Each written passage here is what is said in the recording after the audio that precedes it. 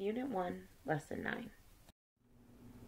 Before we begin reading the text, I want to turn your attention to the picture on the left-hand side, and the caption is over here on the right. It says, Benjamin Franklin left, John Adams Center, and Thomas Jefferson review a draft of the Declaration of Independence. So you can take a look at that picture, make some observations about it before you begin reading the text. Thomas Jefferson and the Declaration of Independence. For Thomas Jefferson, the pen truly was mightier than the sword. By Kathy Wilmore. As a boy, Thomas Jefferson was shy and often tongue-tied. He had a habit of always singing or humming to himself, and preferred the company of books to that of most people. Yet this quiet young man's passion for freedom carried him into a very public life. For Thomas Jefferson, the pen truly was mightier than the sword. From his pen flowed some of the world's most famous and influential words. We hold these truths to be self-evident, that all men are created equal. For more than 2 centuries, those simple words from the preamble, or introduction, to the Declaration of Independence have inspired lovers of freedom everywhere. A gifted writer. Thomas Jefferson was born on April 13, 1743, in Shadwell, Albemarle County, Virginia. A studious young man with freckles and thick red hair, he spent 15 hours a day reading and writing, and 3 hours practicing his violin. He had a way with words, on paper anyway. Young Tom once hoped to impress a girl he loved with his talk. As he wrote to a friend, I had dressed up in my own mind such thoughts as occurred to me, in as moving language as I knew how, and expected to have performed in a tolerably credible manner. Unfortunately, he failed miserably with the girl. Jefferson soon found a way to use his moving language to greater effect. For some time, the American colonies had been buzzing with rebellion against their ruler, King George III of Great Britain. On April 19, 1775, the buzzing turned into battles in Lexington and Concord, Massachusetts. The nation was at war. A few weeks later, the colony of Virginia sent Jefferson to Philadelphia as a delegate to the Second Continental Congress. Jefferson was one of the youngest delegates, and probably the quietest. During the whole time I sat with him in the Congress, wrote Massachusetts delegate John Adams, I never heard him utter 3 sentences together. Not everyone in Congress wanted independence from Britain. As the war dragged on, though, more colonists and Congress members talked of making a clean and total break. On April 12, 1776, North Carolina gave its delegates the go-ahead to vote for independence. Virginia soon did the same. On June 7th, Richard Henry Lee, a Virginia delegate, proposed that these united colonies are and of right ought to be free and independent states, and that all political connection between them and the state of Great Britain is and ought to be totally dissolved. Congress appointed a committee to write up that proposal for further debate. John Adams, Benjamin Franklin, Roger Sherman, Robert R. Livingston, and Thomas Jefferson. For several days, the men hashed out ideas. Only 4 took part. Franklin was sick at the time. Once they decided on a framework, someone had to fill in the gaps and write the proposal. The group chose Jefferson, who was known as a fine writer. Being chosen was no special honor. Writing congressional proposals was a common task. At the time, no one had any idea how important this one would turn out to be. Before we read the next section of the text, let's take a look at the top of the page. And there, at the upper right-hand corner, you'll see Jefferson's rough draft of the Declaration shows his neat handwriting and his struggle to find exactly the right words to convey his thoughts. And then in the yellow box to the left, this shows a section of the Declaration in which he has written, This was the object of the Declaration of Independence, not to find out new principles or new arguments, but to place before mankind the common sense of the subject, in terms so plain and firm as to command their assent, and to justify ourselves in the independent stand we are compelled to take. Thomas Jefferson. Expressing the American Mind. The Declaration of Independence did not spring from Jefferson's mind alone. Jefferson drew on the writings and ideas of others, including English philosopher John Locke, political writer Thomas Paine, whose popular pamphlet Common Sense argued for independence, and fellow Congress members. Jefferson also reworked some of his own writings, such as A Summary View of the Rights of British America, which had been published 2 years earlier. As he wrote to a friend, this was the object of the Declaration, not to find out new principles or new arguments, but to place before mankind the common sense of the subject, in terms so plain and firm as to command their assent or agreement, and to justify ourselves in the independent stand we are compelled to take. It was intended to be an expression of the American mind. Even so, it was Jefferson's brilliant, fact-crammed mind and flair for drama that gave the Declaration its poetic punch. He expressed the ideals in a way that people could take to heart, even be willing to die for. Within a matter of days, Jefferson had a draft for the committee. Adams and Franklin made some changes. Then it went to the full Congress, where members made more changes. After the Declaration's stirring opening, Jefferson listed King George's offenses against the American people.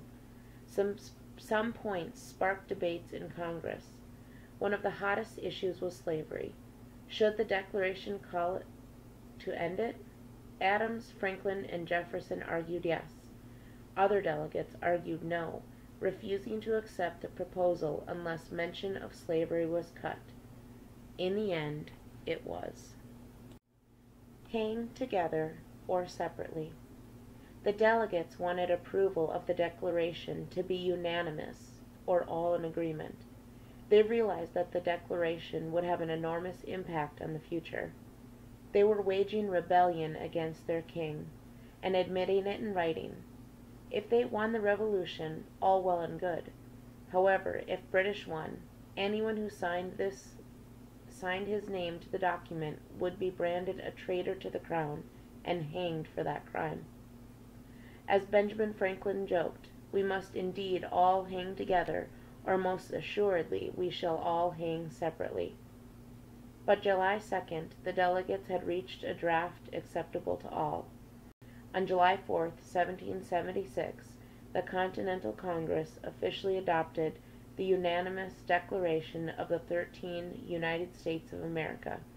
Eventually, all 56 delegates signed the document, which ends with the words, "We mutually pledge to each other our lives, our fortunes, and our sacred honor." The test of time. The Declaration of Independence gave a renewed sense of purpose to the war that Americans had been fighting for 16 months and would wage for 7 more years.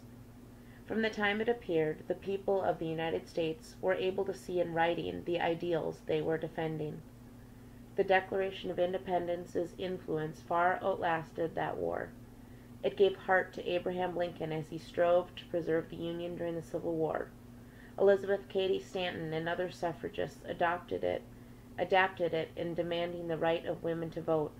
Martin Luther King Jr. used it to inspire African Americans during their struggle for civil rights.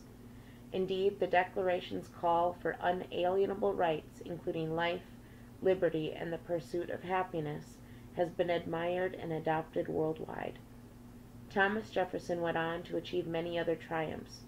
Besides serving as the 3rd U.S. President, he was a brilliant inventor, scientist, and architect. Yet he is most remembered for one thing: putting the ideals of freedom into words that have withstood the test of time. For Lesson 9, you will be completing questions 1 through 6 on pages 34, 35, and 36 in your purple workbook. Lesson 10 will have you continuing with questions 7 through 11 on pages 36, 37, and 38 in your purple workbook. Focus question. How and why was the Declaration of Independence written? Close reading note catcher. Thomas Jefferson and the Declaration of Independence. Number 1. What is the gist of this article? Okay, we've just read the article Thomas Jefferson and the Declaration of Independence. So now you're going to think about what is it that you learned from this article. The question here is what is the gist? So in one sentence or less, you're writing down what the text is mostly about. You can use my sentence starter up here to help you. This text is about blank and how and why he wrote the blank. Alright, so use the evidence down here in the text to help you fill in those blanks. Remember, anything I write up here should be written on your papers as well. You may pause the video now to finish responding to any of the questions. Number 2. Examine the picture on page 8 and the caption for it on page 9. Then use details from the text to answer the questions on the right. Who is in the picture? You can respond to this question by using the sentence starter. The people in this picture are blank, and then you would use the caption to help you fill in the information and answering the question, who is in the picture? What are they reading? You can begin answering this question by using the sentence starter, they are reading blank. And again, use the caption found on page 9 or to the right. I've copied it. You can use that caption to help you fill in the blank with the information, what they are reading. There are many papers on the floor in the foreground of the picture. What might those papers be? The foreground is the area of the picture that's closest to you. So what might those papers be? So if you read the caption says that they are reviewing a draft of the Declaration of Independence. A draft is an unfinished copy of something. So I want you to think about that information, and you can use the sentence starter. Those papers might be blank, and use the information that I just discussed and the information you find in the caption to help you fill in those blanks. The caption says they were reviewing a draft of the Declaration of Independence. Why were there many drafts of the Declaration? To respond to this question, you can use the sentence starter, I think there were many drafts because blank. In that blank space, you're going to fill in what you think is the reason why there were so many drafts of the Declaration. Do that now. You may pause the video now to finish responding to any of the questions. Number 3. Now reread the title, subtitle, and introduction silently. Then use details from the text to answer the questions on the right. Title: Thomas Jefferson and the Declaration of Independence. Subtitle: For Thomas Jefferson, the pen truly was mightier than the sword. Introduction by Kathy Woolmore. As a boy, Thomas Jefferson was shy and often tongue-tied.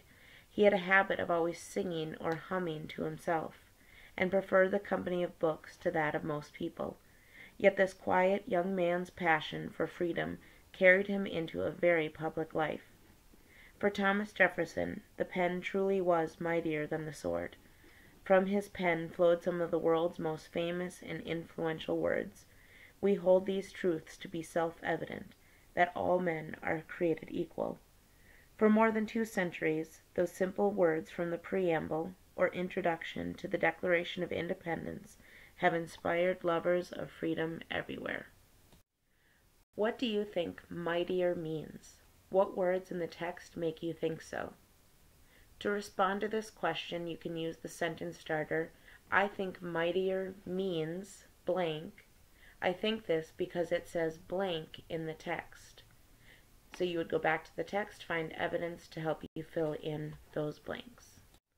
If you need more time, you may pause the video now. Next question. The text says, for Thomas Jefferson, pen truly was mightier than the sword. How could a pen be mightier than a sword? To answer this question, you can use the sentence starter. A pen could be mightier than a sword because blank. And here you're going to answer the question using your own information, but you can use details from the text as well to help you. Now that you know what mightier means, you can answer how a pen could be mightier than a sword. You may pause the video now to finish responding to any of the questions. Number 4. Reread the last sentence of the second paragraph. Then use details from the text to answer the questions on the right. We hold these truths to be self-evident, that all men are created equal. Use text features to determine what self-evident means. I noticed when I was reading the text, if we look down at the bottom here, it says, we hold these truths to be self-evident, that all men are created equal.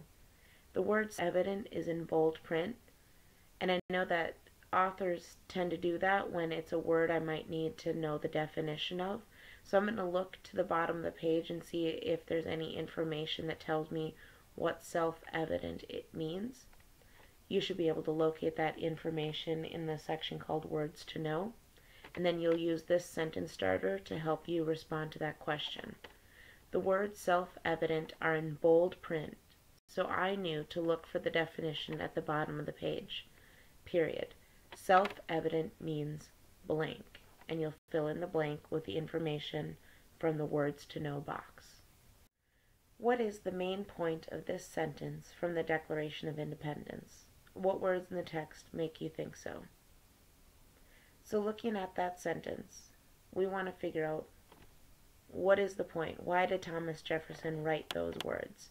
What was he hoping people would understand with those words? So let me read that sentence again. We hold these truths to be self-evident, that all men are created equal. Let's think about what point was he trying to make.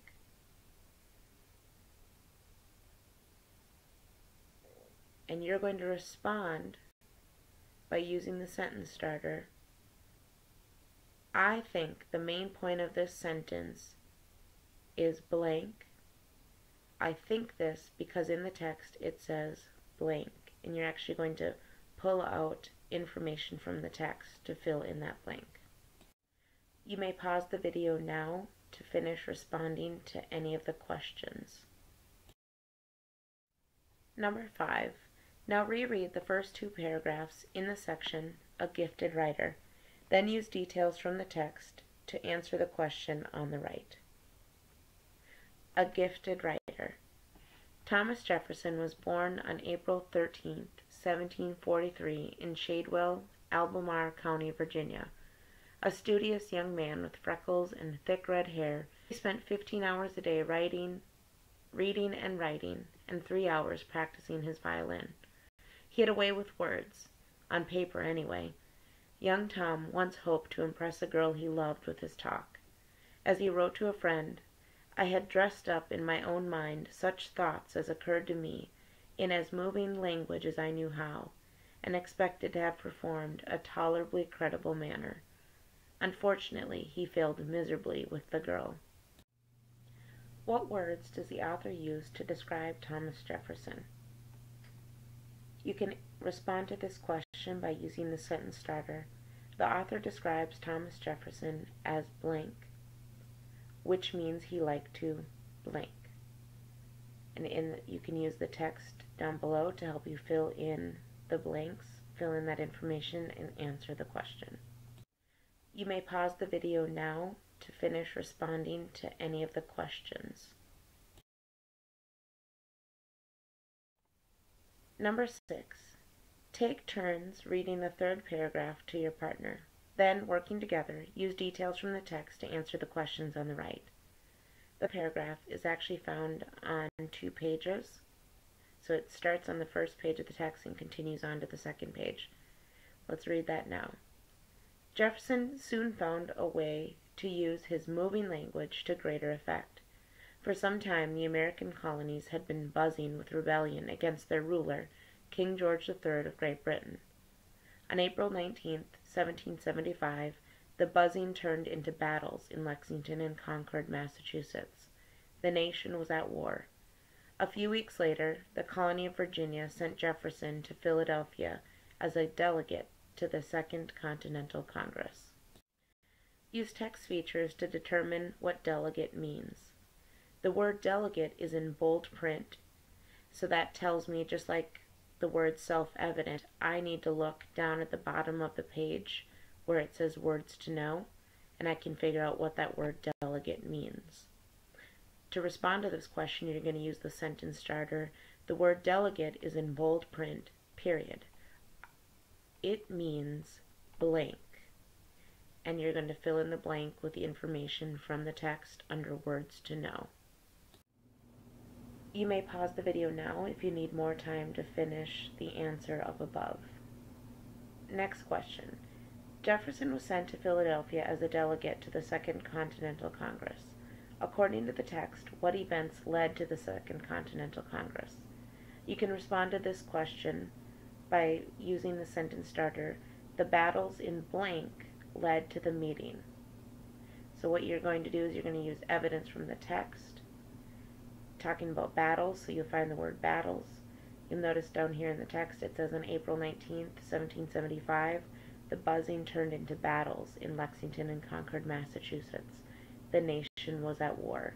A few weeks later, the colony of Virginia sent Jefferson to Philadelphia as a delegate to the Second Continental Congress. So that tells us why there was a Second Continental Congress and what led to it. If you need more time, pause the video now. Next question. Why was there a Second Continental Congress?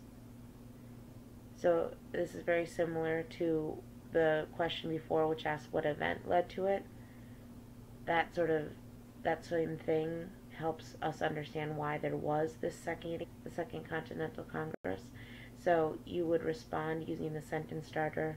According to the text, there was a Second Continental Congress because, and then you're going to put the nation blank. So go back to the text to fill in that blank. You'll find the words the nation in the text and fill in the blank with the rest of the information from the text. Pause the video now if you need more time to complete the response of above. Next question. What were the two main events described in these paragraphs? To respond to this question, you can use the sentence starters, the American colonies blank, and Jefferson was blank. And you can use those two sentence starters to answer the questions. Those are also hints for you to help you figure out what were the two main events described in these paragraphs. You may pause the video now to finish responding to any of the questions. This is the end of Lesson 9.